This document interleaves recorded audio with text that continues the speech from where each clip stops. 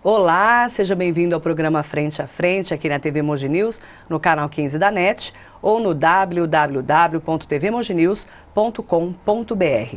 Meu convidado especial de hoje é diretor do Hospital Ipiranga, nessa nova fase do Hospital Ipiranga de Mogi das Cruzes e também com essa nova fase da unidade materno-infantil, a maternidade do Hospital Ipiranga, e vai contar um pouquinho da sua trajetória até chegar a Mogi das Cruzes. Dr. Ricardo Seiler é o meu convidado do Frente a Frente. Dr. Ricardo, é um prazer recebê-lo. Muito obrigado, é um prazer para mim também estar aqui e espero poder corresponder a todas as expectativas que todo mundo tem em relação à rede hospitalar que a gente está mexendo aqui. E vamos lá, vamos destrinchar tudo que a gente puder para deixar todo mundo bem informado. Vamos começar contando quem é o Dr. Ricardo Seiler, né? Você nasceu em São Paulo, seu pai viajava bastante quando você era pequeno. Conta um pouquinho da sua história de criança até chegar à medicina. Pois é, bom, eu nasci em São Paulo há muitos anos, né? Não preciso dizer quantos. É nada, mas... você está inteirão, né, doutor? 51 anos está inteirão. É verdade. Então, eu nasci em São Paulo e logo pequeno eu me mudei para o interior de São Paulo por conta dos compromissos de trabalho que meu pai tinha. E lá eu vivi uma infância durante alguns anos, onde eu tive uma infância de interior, né? De andar de bicicleta, de correr na rua de terra, de ir para o clube nadar e de jogar futebol com os amigos em campo de várzea, enfim, aquilo tudo que a gente aproveitava naquela época que a infância era totalmente solta, totalmente livre. Mas, inclusive, por conta do trabalho do meu pai que me levou para esse interior, nós acabamos fazendo muitas mudanças durante a nossa vida de infância e adolescência. Eu digo nós porque foi a família inteira, né? Meus pais, o meu irmão e a minha irmã, e nós acabamos fazendo viagens e a gente se mudava a cada 6 meses, 1 ano, passando por várias cidades no Brasil inteiro. Nós fomos para Paraíba, em João Pessoa, nós moramos em Brasília, moramos em Salvador, moramos no Rio de Janeiro, perto de Nova Friburgo, moramos no interior de São Paulo de novo, aqui na capital, enfim, em vários lugares. E isso, embora tenha dado uma vivência muito grande, também acabou trazendo para a gente uma facilidade da gente poder morar onde quer que a gente vá, né? Então a gente aprendeu a se adaptar, aprendeu a se relacionar, a fazer amigos e aí a coisa acabou evoluindo até que a vida me levou para a medicina. Como é que a vida levou você para a medicina, doutor? Como é que foi essa chamada aí? Essa chamada aconteceu quando eu era pequeno, né? Eu era ainda criança e é engraçado porque veio do nada essa necessidade que eu tinha de falar para todo mundo que eu ia ser médico, que eu gostava de ser médico, sem mesmo saber o que era ser médico. E eu não tinha uma referência e não tinha uma pessoa que tivesse, na verdade, despertado isso em mim. Era uma vontade intrínseca. E isso foi passando e eu queria abandonar essa vontade. Então as coisas foram acontecendo na minha vida e à medida que eu fui indo para a parte do colegial e tudo mais, que eu tinha que fazer opção se eu ia naquela época ainda tinha biológicas, exatas e humanas e tudo mais, então eu fiz uma opção na época por arquitetura. Falei, quer saber, eu gosto de arquitetura, eu vou fazer arquitetura e comecei a fazer toda a minha formação com desenho técnico, etc, para arquitetura. E vi no meio do caminho que não era, fui para exatas e acabei fazendo todo o meu colegial, que hoje é o ensino médio, voltado para exatas, engenharia mecânica para ser específico. E fui para o vestibular, matriculado para fazer engenharia. Então, quando eu fui fazer minhas provas de vestibular, eu estava matriculado em engenharia e comecei a fazer as provas na época era FUVEST, hoje tem ENEM e tal, fiz a FUVEST. Fui para a segunda fase, com outras provas de outras faculdades. Eu estava lá fazendo no segundo dia de prova escrita e deu um estalo. Eu estava sentado fazendo prova, eu olhei e falei assim, putz, isso não vai me levar para onde eu quero ir. Não é isso que eu quero da minha vida, não é engenharia. Aí eu na hora quis levantar e não tinha nem terminado o tempo mínimo de prova. Aí a fiscal pediu para eu aguardar, mas eu assim, parei a prova, acabou. Para mim tinha acabado o vestibular. E deu o tempo mínimo, eu levantei, fui embora e acabou para mim o vestibular naquele ano. Ainda tinha uma inscrição aberta de faculdade de medicina, que era porque todas tinham mais ou menos o mesmo prazo, mas só tinha uma de medicina que se estendia até mais tarde, que era a Universidade de Mogi das Cruzes. Eu não sei se você já ouviu falar. Ah, eu já ouvi falar. E eu fiz essa inscrição naquela época, naquele ano, que foi legal. No ano de 1980. Eu me inscrevi no vestibular, na UMC, e passei. Ah, você passou. Eu passei. Difícil passar. Só que eu morava naquela época, obviamente, eu morava em São Paulo e não tinha a facilidade de poder me locomover. Havia uma dificuldade. Na época eu estava morando sozinho em São Paulo com o meu irmão, os meus pais estavam viajando com a minha irmã e tal. E essa locomoção não era fácil para mim. Eu vir estudar aqui não era uma opção para mim naquele momento. Eu tinha que ter uma faculdade mais próxima de onde eu morava. E naquela época Mogi era longe, né? Porque não era fácil assim. Então eu acabei fazendo um ano de cursinho, já voltado para medicina, prestei novamente e eu acabei passando na faculdade de medicina do ABC, que fica em Santo André, que aí sim era mais próximo da minha casa, eu morava em São Paulo ali na Zona Sul. Pertinho. E aí eu acabei cursando medicina lá. E não me arrependo. Felizmente eu larguei a engenharia para trás. Não tenho nada contra os engenheiros e a engenharia, mas não era minha praia. Mas a medicina que era seu caminho? Totalmente. Isso aí eu não tenho dúvidas até hoje. Você acredita em dom, doutor, é isso? Eu acredito em dom. E acredito que, assim, o dom, ele te faz ficar tranquilo com aquilo que você faz. Ele te faz ficar em paz e fazer com que você, naturalmente, consiga ir melhorando. Você pode e deve se esforçar, estudar e tudo mais, você só vai ser uma pessoa realmente diferenciada se você tiver o dom, se você realmente estiver em sintonia com aquilo que você faz. E essa sintonia tem que vir de dentro, né? Ela não adianta você forçar, não é verdade? Agora, como que você foi na especialização? Escolher ali para onde trabalhar? Esse é um outro caminho também, sempre tem uma história, né? Eu terminei a faculdade e eu gostava, na época, eu estava terminando e eu tinha que optar por uma das especialidades para eu prestar as provas de residência médica. Gostava muito de pediatria, eu queria ser pediatra de qualquer jeito e tal, mas eu também gostava de cardiologia, que era o meu sonho da infância. Ser médico, para mim, lá na infância, era ser cardiologista. Cuidar do coração.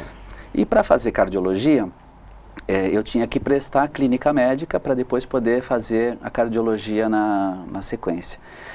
Então, eu acabei optando por fazer a cardiologia, porque eu achei que eu ia poder, na cardiologia, atender crianças também. Então, a pediatria estaria, de uma certa forma, atendida, eu atenderia a minha expectativa fazendo a cardiologia.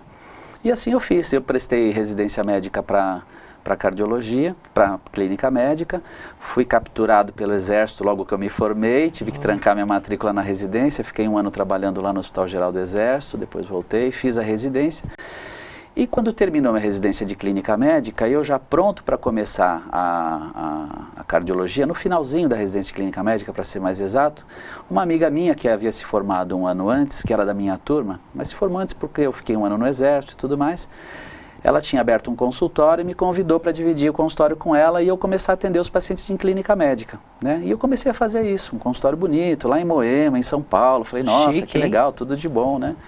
E comecei a atender consultas lá e percebi que, assim, o paciente de consultório é um paciente muito diferente daquele que eu gostava de atender.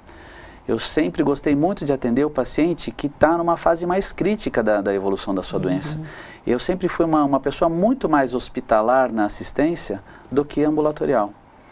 E eu não me satisfazia com aquilo que eu estava fazendo no meu consultório. Embora eu adorasse o ambiente, o consultório, eu não gostava, eu não achava que eu atendia, que eu fazia tudo aquilo que eu poderia fazer e que eu estava muito limitado no consultório.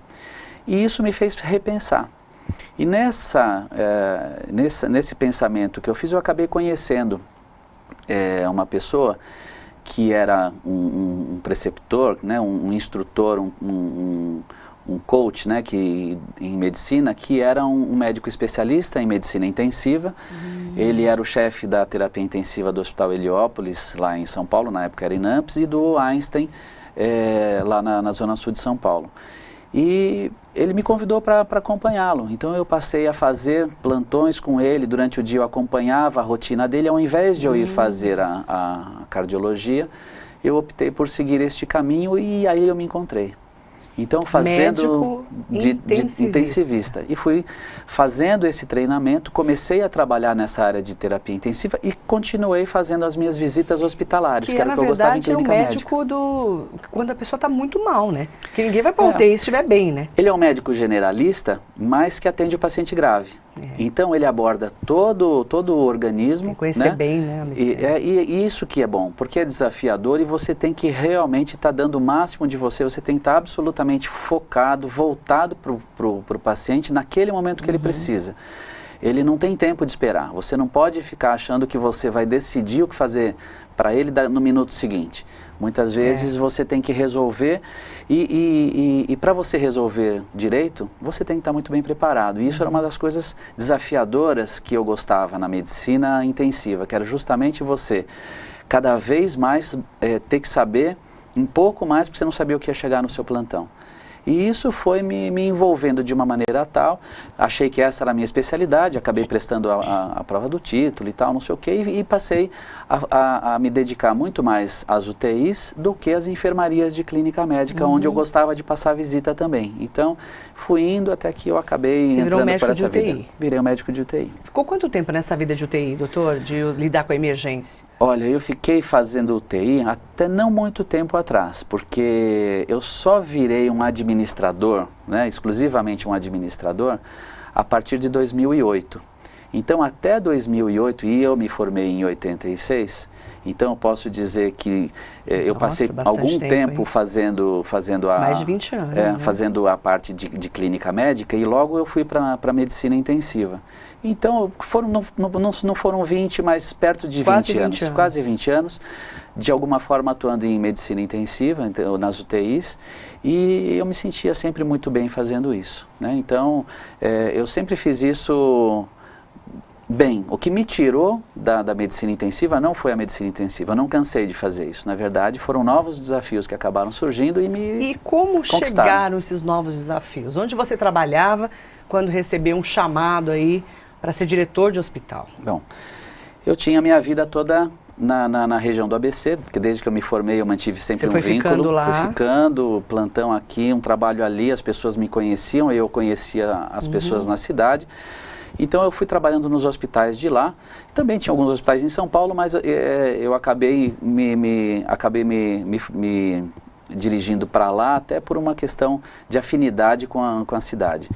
E trabalhando nos hospitais de lá e me dedicando mais tempo à região do ABC, eu passei a ser chamado para ser diarista da UTI, ou seja, eu ficava diariamente dentro da UTI, eu comecei a trabalhar em 2 UTIs, uma de manhã, uma à tarde, e virei chefe de UTI. E no que eu virei chefe de UTI, eu consegui botar ordem na casa, fiz as coisas acontecerem de uma outra maneira, enfim, o vínculo que você tem como diarista te dá essa visão muito melhor dos problemas que estão afligindo o setor, o doente e as pessoas que ali trabalham, do que você ser um plantonista, que é a grande maioria das pessoas que trabalham em terapia intensiva hoje. Então, em cima disso, eu acabei sendo notado pelo trabalho que eu estava fazendo de melhoria dos serviços, da entrega, de implantação de novas rotinas, de incentivo ao treinamento dos profissionais, de cobrança de determinadas condutas que traziam melhoria na assistência e no resultado. E chegou um momento em que a direção do hospital me chamou para assumir uma posição de diretor clínico do hospital, porque o anterior havia saído e eles queriam alguém da casa. Então, ali isso foi... estava? Nessa época eu estava num hospital em São Bernardo que já fechou as portas e chamava-se Príncipe Humberto. Então eu fui trabalhar nesse hospital. Foi a primeira experiência como administrador? Foi na primeira experiência, eu fiquei lá de 95 a 2000 e trabalhando como diretor clínico, mas junto com essa experiência na diretoria, eu continuava fazendo a chefia da UTI. Dava tempo ainda? Dava tempo e eu conseguia conciliar. Então eu não precisei largar o meu vínculo com a terapia intensiva para poder atuar na diretoria clínica, mas isso começou a despertar um outro lado em mim, que era uma coisa também desafiadora, que eu conhecia pouco, mas que mostrava a oportunidade de eu mexer não só na UTI, mas no resto do hospital. e enxergar o hospital de outra maneira e tentar fazer no resto do hospital aquilo que eu conseguia fazer só na UTI. E aí é que o desafio começou e aí é que a gente vai parar esse bloco para depois do intervalinho falar como é que foi a chegada aí no Hospital Ipiranga, a chegada a Mogi das Cruzes e o desafio, né, de tocar um hospital com tanta tradição na cidade. Depois do intervalo, o Dr. Ricardo Seiler aqui com a gente no Frente a Frente. Não saia daí. Estamos apresentando Frente a Frente. Voltamos a apresentar Frente a Frente. De frente comigo hoje, o Dr. Ricardo Seiler, diretor do Hospital Ipiranga de Mogi das Cruzes. A gente vai saber agora como que ele chegou até aqui. Dr. Ricardo Seiler estava lá na hora certa, no momento certo, virou administrador do hospital, estava cuidando ainda também da medicina intensiva, mas aí é que tá o babado. Os olhos das outras empresas cresceram sobre mim. Olha que e bom, os meus cresceram adoro quando também. os olhos crescem sobre mim. Não é ótimo? Então, pois é, eu acabei, como eu tinha, nessa época que eu trabalhava nesse hospital, muito contato com outras empresas, eu negociava com todo mundo, negociava tabelas, eu negociava a assistência, né? Negociava no sentido de poder definir quais as melhores condutas. E, na verdade, eram contatos com as operadoras para que as coisas transcorressem da maneira melhor possível. E uma dessas operadoras, que hoje também já não existe mais, você vê que a medicina deu uma reviravolta, mudou né? muito. Me chamou para trabalhar e eu acabei saindo do hospital para ir trabalhar em operadora de saúde. Qual que era? Na época era Blue Life. Também não existe mesmo. Não existe, virou a Mil, né? A Mil comprou. É verdade. E eu fui trabalhar na Blue Life, na época quem me convidou foi o Dr. Aires da Cunha mesmo, então eu acabei indo trabalhar com ele lá na Angélica. Que legal. Fiquei um período trabalhando com ele e rapidamente uma outra operadora me chamou para ir trabalhar, para eu voltar para a parte hospitalar, o que realmente foi bom porque eu, embora tenha trabalhado tranquilamente nessa parte de operadora, eu sempre tive um vínculo forte com o hospital. Porque o hospital, né? Me trazia para perto da assistência. E a operadora não, te afasta da assistência, você fica trabalhando muito mais voltado para o papel, para as regras, para o contrato, e não era isso que eu procurava nessa parte administrativa da medicina. Eu queria a parte administrativa que estivesse vinculada à assistência. Então, quando me chamaram, e aí foi a Intermédica que me chamou, eu fui trabalhar na Intermédica, mas dentro da rede hospitalar da Intermédica. De volta para São Bernardo, porque quando eu fui para a Blue Life, eu fui para a Avenida Angélica. E ele me trouxe para São Bernardo, a Intermédica me levou para lá, para eu trabalhar numa unidade deles, que eles estavam desenvolvendo todo um trabalho voltado para o atendimento de emergência, que eles tinham grandes dificuldades e eles precisavam transferir todos os pacientes do ABC para São Paulo.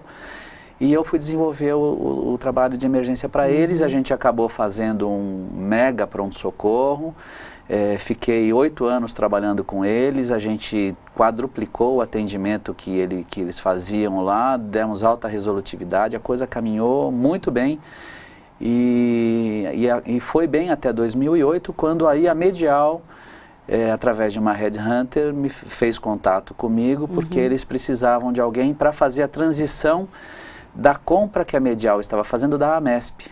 A AMESP era um plano de saúde que existia no passado. A Medial comprou esse plano de saúde e lá na região do ABC eles estavam tendo grandes dificuldades nessa integração por conta da compra que a Medial fez. E eles então acabaram me convidando para ir trabalhar e fazer este trabalho para a gente poder colocar o hospital de volta nos trilhos. Na época não era um hospital, eram 3 hospitais na região do ABC, e eu tinha que cuidar dos 3 e fazer com que isso desse certo. E isso começou em 2008 e eu fui fazendo esse trabalho junto com a Medial, até que em 2010 a Mil adquiriu a Medial e eu continuei trabalhando lá. Junto? Fiquei junto, continuei. Nós éramos, acho que uns 8 diretores de redes hospitalares na época da Medial, de todos que tinham, sobraram 2. Você e mais um? Eu e mais um, e agora só um, que só eu. Você. Só que eu acabei lá no ABC ainda continuei fazendo o trabalho que precisava ser feito, mas aí surgiu essa oportunidade de vir para Mogi das Cruzes. Como foi a oportunidade? Nós tínhamos aqui no Hospital Ipiranga uma negociação feita com os antigos proprietários quando foi adquirido o hospital, 6 anos atrás, que eles ficariam à frente do hospital por 5 anos. E ao final desses 5 anos haveria essa transição para a gestão da AMIL. Porque é um hospital muito tradicional, exato, né, da região. E tinha que ser feito de uma maneira, desculpe, tinha que ser feito de uma maneira tranquila, até para que as pessoas não sentissem que tivesse ocorrido perda. Então, a gente queria realmente trazer para cá todos os benefícios de fazer parte de uma rede grande de hospitais que a gente poderia fazer essa integração, mas ao mesmo tempo existia um forte apego das pessoas à história do hospital, ao fato deste hospital ser daqui e continuar se resolvendo quase em tudo por aqui. Mas quando chegou nesse final desse período de 5 anos, era necessário que a gente trouxesse para cá as melhorias que a gente tem nos outros hospitais e que a gente sabia que iam beneficiar a região.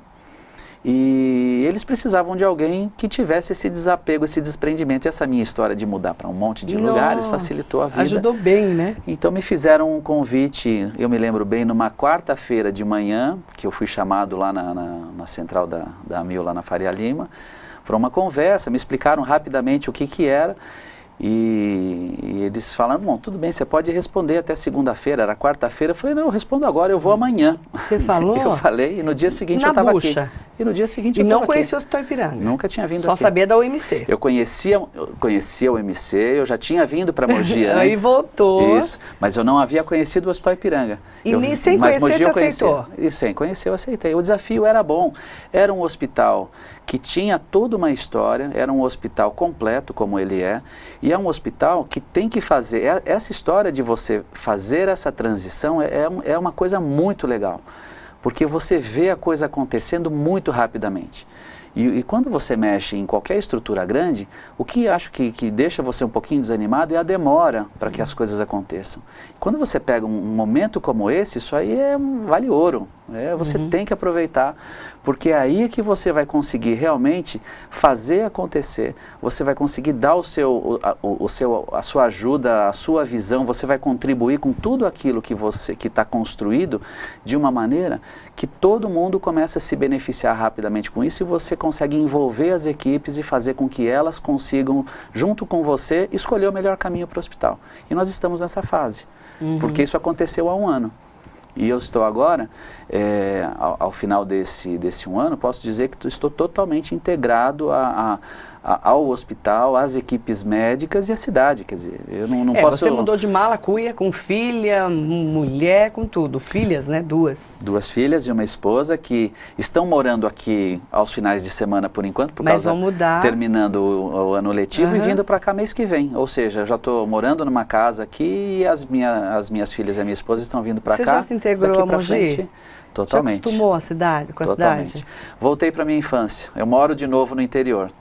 Então, acredito que a grande vantagem dessa cidade é de estar próxima, mas suficientemente longe de São Paulo, para não ser contaminada pelas coisas ruins de São Paulo. Então, aqui você ainda tem aquele contato com os vizinhos, aquele contato com as pessoas. É uma cidade que tem as boas coisas de uma cidade pequena e as boas coisas de uma cidade grande.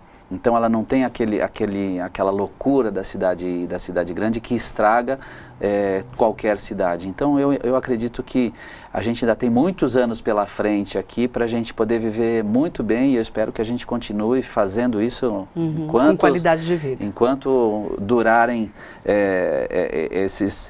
essas maneiras em que todo mundo protege essa cidade. Então todo mundo aqui, eu vejo todo mundo imbuído nesse cuidado de fazer com que o que é de Mogi fique em Mogi e o que vem de Mogi que se adapte a Mogi. E isso é muito positivo.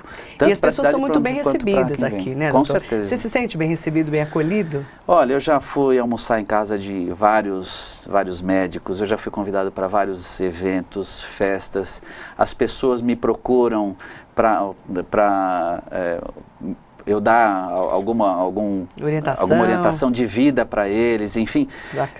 Eu posso dizer que as pessoas já me consideram da casa. Você já virou mogiano. Eu já sou mogiano porque eu fico aqui direto, mas assim, o mais difícil não é isso, não é a gente se adaptar, é que os outros te recebam de coração aberto. E hoje eu sinto que há muito pouca resistência, e quando há alguma resistência é porque alguém ainda não teve a chance de sentar comigo e entender exatamente o que é que eu estou fazendo aqui.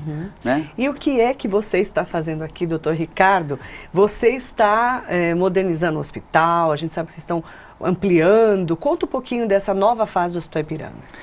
Olha, o Hospital Ipiranga é um hospital de 50 anos de vida, um pouquinho mais agora, mas de 50 anos de existência, e que ele por ter toda essa fama que ele adquiriu ao longo desse período todo, ele não pôde parar para ele poder se modernizar, para ele poder crescer e para ele poder receber toda a tecnologia que hoje acompanha os grandes hospitais. Então o meu trabalho aqui foi de fazer essa virada do hospital, de um hospital que tem todo um conceito do bom serviço prestado, para um hospital que vai manter esse bom conceito, mas com todos os recursos que hoje você pode ter aqui, mas em alguns casos você só tem em São Paulo e você acaba tendo que usar esses recursos em São Paulo. Então a minha missão aqui é fazer do Hospital Ipiranga a referência do Alto Tietê, para que a gente não tenha mais que depender de outros hospitais fora da cidade para que a gente faça qualquer tipo de procedimento. Além disso, encontramos aqui uma situação absolutamente promissora para nós. O hospital está lotado. Então, embora seja muito ruim para todo mundo que nos procura, todo mundo que procura assistência no hospital, que tem que ficar esperando por vaga, demore horas para ser atendido, isso já gerou para a gente uma percepção de que nós temos que crescer rapidamente aqui. Então, nós, em pouco tempo, a gente já abriu essa unidade materno-infantil, que é justamente para a gente poder receber um outro tipo de paciente que vai desafogar os pacientes que ficam hoje todos misturados no Hospital Ipiranga, ou seja, eu tiro as crianças, as grávidas, as pacientes de ginecologia e levo para esse outro hospital. E aqui eu abro vaga para poder atender toda essa população que nos procura para fazer cirurgias, para atendimento clínico, enfim, para atendimentos mais complexos, coisas que eu não consigo atender hoje. A gente descentraliza os prontos-socorros, descentraliza as especialidades e cresce no Ipiranga. Hoje, que a gente trabalha no Ipiranga com 100 leitos, nós passaremos a ter agora, até o primeiro semestre do ano que vem, 138 leitos disponíveis no Hospital Ipiranga, porque toda essa parte que a gente desocupa de UTI neonatal, de pronto-socorro de ginecologia, de enfermaria de maternidade, vai tudo virar leito para a gente poder atender melhor essa população e sim, aí sim poder acomodar todo mundo que nos procura sem precisar ficar transferindo esses pacientes. E essa obra termina em 2014? A primeira fase dela, sim. Primeira fase. E essa primeira fase que entrega esses 138 leitos, a gente tem a previsão de entregar em 2014. Nossa vontade é entregar até a metade, até o meados de 2014. Mas já estamos trabalhando no plano diretor desse hospital, que é a construção de uma nova ala que vai se juntar à existente, que vai ser essa que vai receber toda essa reforma. E aí nós passaremos de 200 leitos. Certamente, aí como nós ainda estamos discutindo o plano diretor, nós vamos ver, passaremos de 200 leitos, se nós vamos ficar com 250 ou 300 leitos, para a gente poder atender toda a demanda e toda a alta complexidade da região. E a expectativa é grande em torno de ampliar o número de leitos, você ter mais estrutura para uma UTI, para novos equipamentos, é isso, doutor? Essa modernização está chegando assim? Aumentar o número de leitos é pouca coisa dentro de tudo aquilo que a gente precisa fazer. Então existe todo um investimento e uma mudança em termos de tecnologia. A gente está trazendo para cá um aparelho, nós já trocamos o nosso aparelho de tomografia, estamos trazendo um aparelho de ressonância para dentro do hospital agora, porque é uma necessidade e eventualmente nós precisamos transferir pacientes para fazer esse exame fora. Nós vamos trazer hemodinâmica para cá, então nós vamos fazer os cateterismos, os stents, todas aquelas próteses vasculares, a abordagem do paciente com aneurisma cerebral, enfim, todos aqueles procedimentos complexos vão poder ser feitos aqui. Nós pretendemos investir também em novas tecnologias, como a ablação cirurgia da arritmia, né, que é a ablação de feixe anômalo no coração, com ecocardiograma intracardíaco. Então são coisas que você não encontra nos hospitais, mesmo em São Paulo, nos hospitais medianos, você só encontra nos hospitais premium, né? Então são essas melhorias que você vai trazer para cá, mas para que você traga tudo isso, eu também tenho que ter leitos, porque eu vou trazer uma população que hoje se desloca para São Paulo. Então nós precisamos melhorar essa condição de receber esse pessoal, e junto com isso nós fazemos toda essa melhoria, que vai abranger certamente também todo o centro cirúrgico, que vai ser ampliado, vai ser modernizado, e toda a assistência que nós temos, que é voltada hoje para um paciente, vamos dizer assim, menos exigente, porque é aquele paciente que, de uma certa forma, ele tem como opção, por conta do plano de saúde dele, ficar aqui em Mogi. Nós vamos ampliar isso também para aquele paciente que hoje fala, olha, eu vou para São Paulo porque eu quero ir no hospital top. Nós vamos oferecer o serviço top também. Então nós vamos poder captar toda uma população do pessoal com um plano mais básico, mais simples, até o plano top, o plano que abrange praticamente todas as redes hospitalares do Brasil. Eu quero, depois do intervalinho, conversar com o Dr. Ricardo Saylor sobre a qualidade dos médicos aqui da região e a ampliação também para o Alto Tietê. Nós vamos ter novidades para o Alto Tietê, para as outras cidades também do Alto Tietê e da região toda aqui. Depois do intervalo, não saia daí. Estamos apresentando Frente a Frente. Voltamos a apresentar Frente a Frente. Dr. Ricardo Saylor, diretor do Hospital Ipiranga, aqui hoje comigo na TV Mogi News. Doutor Ricardo, como é que vai ser o trabalho do Hospital Ipiranga em referência às outras cidades? A gente sabe que Mogi, é claro, né, é o centro aqui da região do Alto Tietê, e nós queremos muito que Suzano, né, tenha novamente um hospital de ponta, né? Nós queremos que Itaquá também tenha. Como é que estão os investimentos em torno disso para que sejam referências aqui para Mogi das Cruzes? Bom, de imediato, nós estamos fazendo agora um projeto para transformar uma unidade ambulatorial que nós temos em Suzano num pronto atendimento. Isso deve acontecer nos próximos 3 meses. Então nós passaremos a ter uma unidade 24 horas para fazer o atendimento daquele paciente que hoje não tem uma alternativa para atendimento de urgência em Suzano. Então faremos essa estrutura, deixaremos uma ambulância lá, o paciente recebe o primeiro atendimento, havendo a necessidade de uma internação ou de um complemento do tratamento dele, ele é removido para o Hospital Ipiranga. E nós já estamos também trabalhando no projeto de construção de um hospital em Suzano, que não é nesse mesmo local onde nós vamos fazer o pronto atendimento. O pronto atendimento é para início imediato. O hospital é um hospital que está sendo planejado para ter 100 leitos, que vai ter toda essa estrutura básica para poder atender os pacientes da cidade de Suzano. E o que eu chamo de estrutura básica é pronto-socorro infantil, ortopédico, ginecológico, pronto-socorro de clínica médica, tomografia, todos os exames, internação, centro cirúrgico, ou seja, um hospital geral de 100 leitos que consegue dar para a população o mesmo padrão de atendimento que hoje eles encontram aqui em Mogi, sem que eles precisem se deslocar para que eles recebam um atendimento terciário e possam ficar internados lá. A gente também está avaliando, obviamente isso é uma coisa que vai acontecer escalonadamente, mas já estamos avaliando a nossa expansão para Itaquá, porque a gente também entende que rapidamente esses hospitais se saturam. Né? Então, se você ficar parado, você começa a não conseguir entregar aquilo que a expectativa que todos têm de serviço requer. Então, você precisa realmente trazer aquele serviço e rapidamente já partir para outra coisa. E o nosso próximo destino deve ser Itaquaquecetuba, que nós já estamos fazendo uma prospecção de alguns locais lá para a gente poder fazer um hospital que seria nos mesmos moldes de Suzano. Também ter outros 100 leitos e a gente poder fazer o mesmo serviço prestar o mesmo serviço que nós vamos prestar em Suzano. Mas certamente nós vamos, a nossa programação é começar por Suzano, finalizar Suzano e depois nós partirmos para outras frentes. Agora, doutor, quando a gente fala em médicos na região do Alto Tietê, né, a gente não sabe muito bem, nós que não somos da área de saúde, como que está a qualidade dos médicos aqui. O que você encontrou quando chegou a Mogi na região? Eu encontrei médicos muito insatisfeitos, porque eles queriam fazer mais e não conseguiam, porque o hospital não dava a eles as condições que eles precisavam. O corpo clínico do Hospital Ipiranga é um corpo clínico formado por gente de muita experiência. Não tem pouquíssimas pessoas que estão lá, são pessoas com pouca experiência na medicina.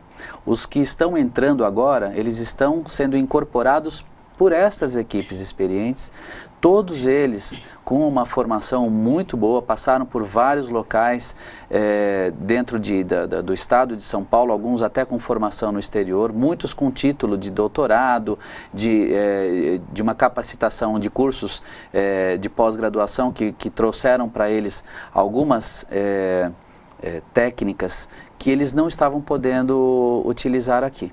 Então hoje, o que a gente encontra é uma equipe altamente capacitada, mas que de uma certa forma numa camisa de força, onde eles estão querendo se libertar para fazerem esses procedimentos. E nós conseguimos já com algumas pequenas ações, como adequação de instrumental cirúrgico, melhoria dos métodos diagnósticos que nós temos lá, adquirir determinados materiais hospitalares que não estavam disponíveis para fazerem procedimentos de alta complexidade. A gente já conseguiu começar a atender essa parcela de especialistas, de médicos especialistas naquilo que eles podem fazer. A nossa intenção é que com essa ampliação que a gente faça no hospital, a gente consiga abranger todos esses serviços que podem ser feitos aqui. Dificilmente nós vamos precisar trazer alguém de São Paulo nessa ampliação. Nós vamos suprir todas as nossas necessidades com os médicos que nós temos aqui, ou seja, as nossas equipes continuam e elas é que vão desenvolver esse novo serviço, esse novo hospital, porque são as pessoas que construíram tudo isso. Nada mais justo de que sejam elas a usufruírem também desse novo momento do Hospital Ipiranga. Doutor Ricardo, eu lido muito com os problemas da saúde, na região do Alto Tietê, por causa da Rádio Metropolitana, meu dia a dia de atendimento ao ouvinte, né? E a gente sabe que, infelizmente, a saúde pública não está bem, né, em todo o Brasil, isso é em nível nacional, e hoje todo mundo que ganha um pouquinho a mais já quer fazer um plano de saúde, para se assegurar de que vai ser melhor atendido. Você sente isso, você que já trabalhou em tantas operadoras, né, você que tem essa coisa da visão do médico, né? Como é que você sente essa coisa do plano de saúde para poder assegurar para sua família um atendimento mais adequado, com mais qualidade? Olha, o grande problema da saúde pública hoje, que é esse que nós encontramos não é nem de falta de investimento, mas é de falta de aplicação do investimento onde precisa, ou seja, o investimento existe, ele vem, mas ele não chega onde ele precisa ser feito, e faz com que a gente tenha esse caos na saúde que a gente tem, que não é exclusivo de Mogi das Cruzes, isso está no Brasil inteiro, a gente sabe disso, está levando muita gente para uma estrutura de saúde suplementar, que são os hospitais privados, que não estão preparados para receber esse público. Então hoje o nosso serviço está muito aquém do que ele deveria ser. Para um público que paga um serviço privado, uma saúde suplementar, um plano de saúde, ele precisa sentir essa diferenciação. E o que acontece hoje é que nós não conseguimos dar conta em fazer esse atendimento a toda essa população. Então, se eu disser para você que hoje a gente oferece um serviço maravilhoso, ótimo e tal, é uma grande mentira e eu não preciso dizer isso porque todo mundo vai lá e vê o que está acontecendo. Você não vai ser hipócrita, né? Com certeza. Você está aqui para isso, inclusive, né? E sem investimentos você não faz. Então não adianta eu criticar a saúde pública por não fazer e a gente na saúde privada não fazer. Por isso esses investimentos que nós estamos fazendo visam a gente fazer essa diferenciação. Ou seja, eu pago um plano de saúde, a hora que você chega lá você vai sentir que este dinheiro que você gasta no plano de saúde, ele é bem gasto. Ele entrega para você um atendimento diferenciado. Você vai passar num pronto-socorro, que você tem lá o médico que você precisa, você não vai ficar 2, 3 horas na espera, você vai ter o seu leito de internação, a sua cirurgia, enfim, tudo aquilo que você precisa vai acontecer na hora que você precisa, que você demanda. Essa é a sua busca, e junto com a sua isso equipe. Que nós buscamos, com certeza. E juntamente com isso, fortalecer também toda a rede ambulatorial, porque hoje esta rede ambulatorial precisa dar suporte à rede hospitalar. Se você não fizer isso, vai tudo para o hospital, e por mais que você trabalhe, o hospital está sempre abarrotado de gente e está sempre correndo atrás do prejuízo. Então nós precisamos ter uma boa rede ambulatorial para que o paciente se sinta seguro também de ir para esses ambulatórios e desafogar, e vá no pronto-socorro, no hospital, quando ele realmente tiver uma patologia que necessite desse atendimento. Dr. Ricardo Seiler, aqui comigo no programa Frente a Frente, agora no Jogo Rápido. Um ídolo... Ayrton Senna, ídolo da nossa geração, né? Com certeza, um cara determinado, focado, assim, um vencedor. Fantástico. Livro de cabeceira. Execução, é um livro do Han Charan. É um livro muito bom, é para ser relido várias vezes, principalmente no momento que eu estou vivendo, que é um momento em que eu preciso entregar, e é um livro que eu recomendo. Um filme. O Último Samurai, eu gosto dele porque é um filme que faz com que você, embora você tenha todas as suas convicções, que você tenha tudo pensado na sua vida, tudo isso pode mudar, e você tem que estar aberto a novas realidades, e você tem que estar aberto a novas filosofias, entender todo um ambiente para você poder fazer daquilo a sua vida melhorar. Uma frase marcante do Dr. Ricardo Seiler. Isso já é uma filosofia de vida. A vida tem que ser vivida a cada dia.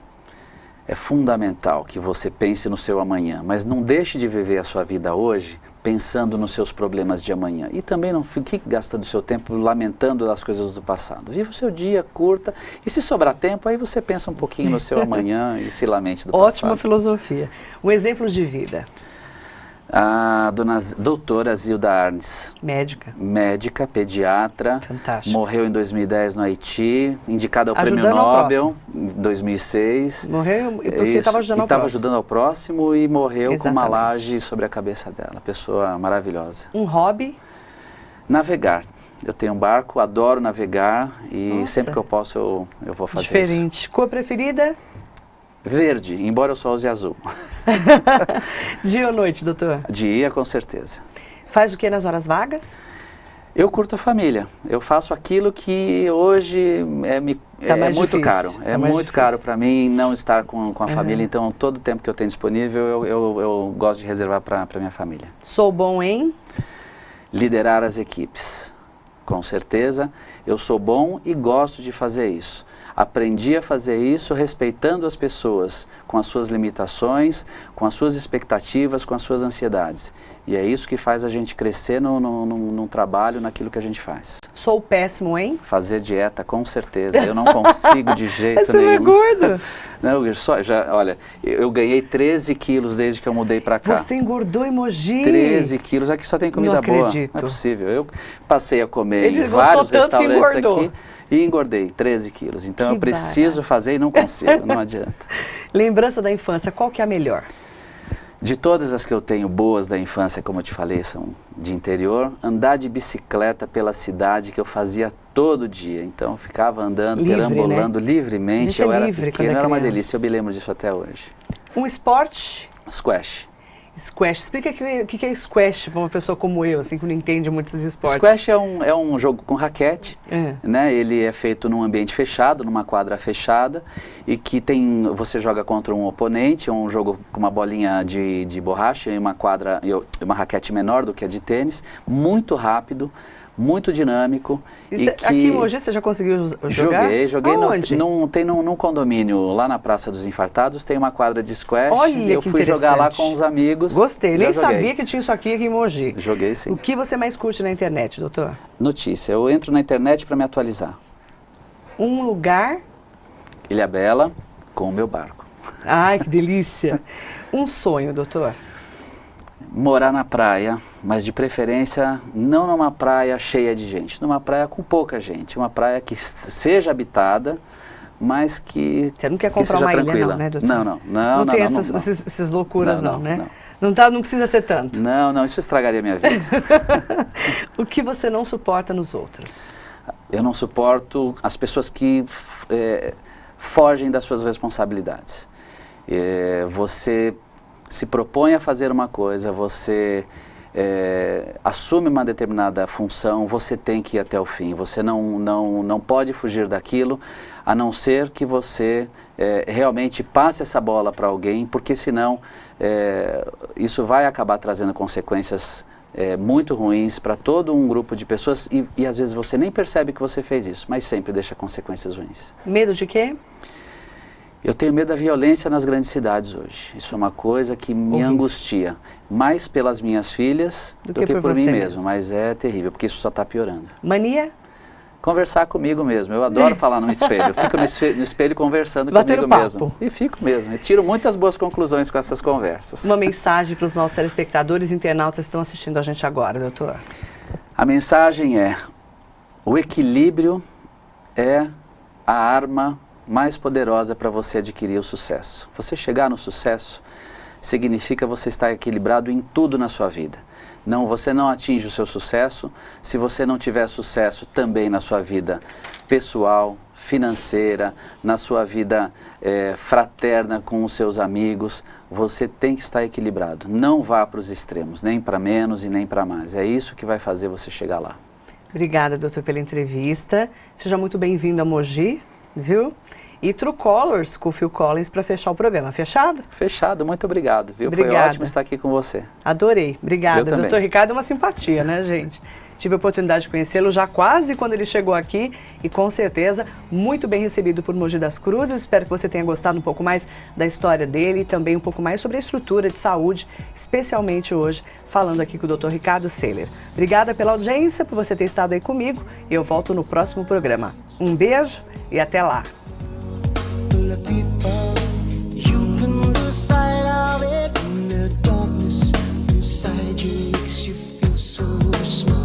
But I see your true colors shining through.